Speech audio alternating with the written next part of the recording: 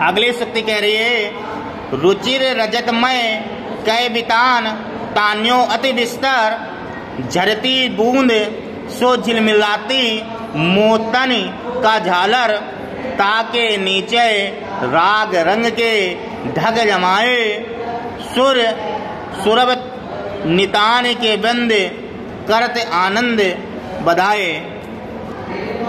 यही तो लिखा है, सुर बनितन के बंद करत आनंद बधाए। देखिए क्या कह रहा है, रुचिर रजतमय। रजतमय का मतलब होता है, रजत का मतलब होता है चांदी।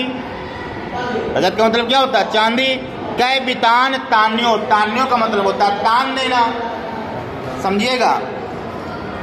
अति बिस्तर, बिस्तर कैसा होता है? लंबा होता है, बिस्तर लंबा ही तो होता है। तो कहने का मतलब ये है कि गंगा की धारा आसमान से नीचे आ रही थी, ठीक है। ऊपर नक्षत्र बताया था स्वाति नक्षत्र, और मैंने बताया शुक्ल पक्ष यानी उजियारी थी, यानी जो जल की धार आ रही थी वो ऐसा लग रहा था जैसे आसमान से धरा तक चांदनी रूप की चादर तान दी गई हो या तंबू तान दिया गया हो, एक बिस्तर सा।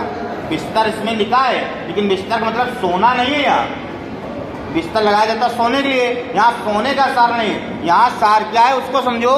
कह रहा है रुचिर रजतमय कै बितान तान्यो अति विस्तर, ऐसा लग रहा है मानो चांदी रूपी कोई तंबी ऊपर से नीचे तक तन गया हो, और झरत बूंद सो झिलमिलाती मोतिन का झालर। और जब जल आ रहा है, गंगा आ रही है, तंबू तना हुआ है किसी चीज का, जब जल रूपी तंबू तना हुआ है तो सब बूंदे तो गिरेंगी ही।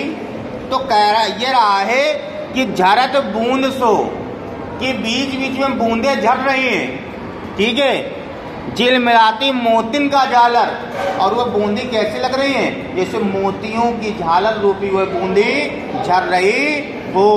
झालर अलग अलग होता है, मोतियों का समूह को झालर कहते हैं। जब मोती अलग अलग गिर रहा है तो एकत्र हो रहा है, तो वहीं में कह दिया ऐसा लग रहा है जैसे कोई चांदी रुमा मोती की झालर जल रही हो। कह रहा है ताके नीचे राग रंग के ढंग जमाए। कह रहा है उस तंबू के नीचे राग रंग, राग रंग का मतलब होता है, राग मतलब होता है प्रेम रूपी रंग, गायन। राग वही तो कहते हैं राग, राग का मतलब गायन, संगीत।